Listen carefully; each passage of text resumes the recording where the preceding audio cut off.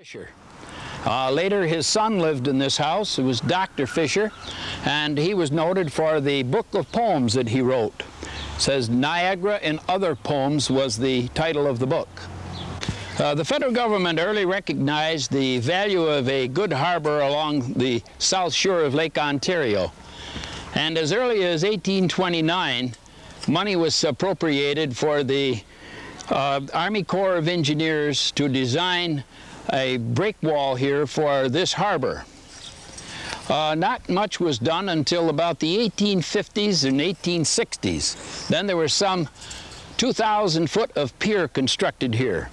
Over here on the west side, where you see the stones laid up on there, the foundation for that is the base of the old West Pier. It went out there about 400 foot, and then it dog-legged and went out in the lake and went at parallel to the East Pier over here on the east side. This formed a pretty good harbor. In 1892, the federal government put some white oak sheet piling in order to keep the channel open by trying to create a swift current. The port was closed in that year, in 1892, so that project was never completed. And so after that, everything fell in disrepair, and in the early 1930s, the caps were taken off the pier by the Corps of Engineers, and everything has deteriorated ever since. Now that we have been around the circuit, I am going home and sit on the porch, and you can imagine what a historic place Pultneyville is. Now that I have rested, let's look at some of the scenes outside the historic district. Originally, Lakeview Cemetery was just a small plot, with the first interment being made in 1806. Today it has grown to 12.5 acres. The Waters Cobblestone home was built by Zimmery Waters in 1851 at the cost of just over $350.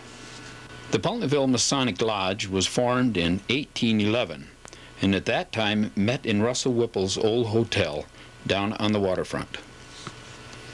The new Pultneyville Fire Hall was constructed in the late 1970s.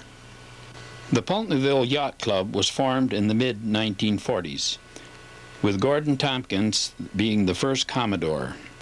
It has grown to about 150 craft since that time.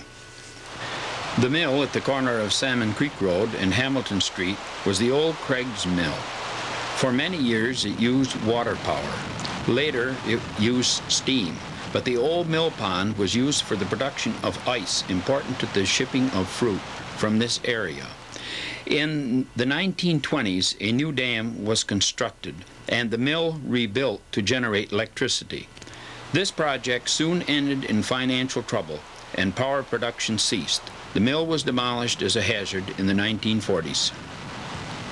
Samuel Valor's dried fruit business increased until the warehouse at the old general store on the waterfront was no longer large enough to handle the business, and a new and larger building was constructed at the corner of Hamilton and J Streets, and today it is used for an antique shop. Samuel Ledyard started building his home at the east end of Washington Street in 1809, while his family were living in the corn crib of the land agent. He soon started a forwarding business and had a warehouse on the beach.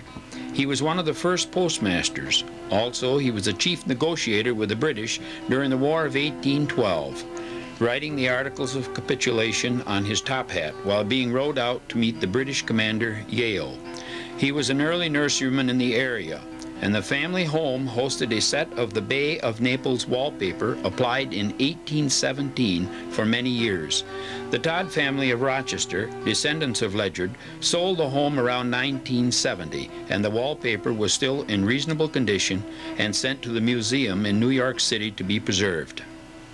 Jacob Washington Hallett was the local land agent for the Pulteney Land Company. For his services, he was given 1,000 acres where the village now stands. His home was started around 1806 and has been added on to many times over the years. Foreman Park was one of the areas that was quite active at an early date. It was the home of Samuel Cuyler, who was a member of the New York State Senate back in the 1850s. He was a temperance man involved in the temperance movement at a very early date. Back in the 1830s and 40s, he was also a strong abolitionist and did much for the unfortunate Negro. He was a friend of Griffith Cooper, who was in Williamson, who was also involved in the Underground Railroad. His home stood here until the early 1920s, when it was destroyed by fire. Then the Foreman family from Rochester purchased the area and started Camp Foreman. They used this as a summer home for a number of years. As family interests changed, it was offered to Wayne County as a park, if the county would maintain it as it has to this day.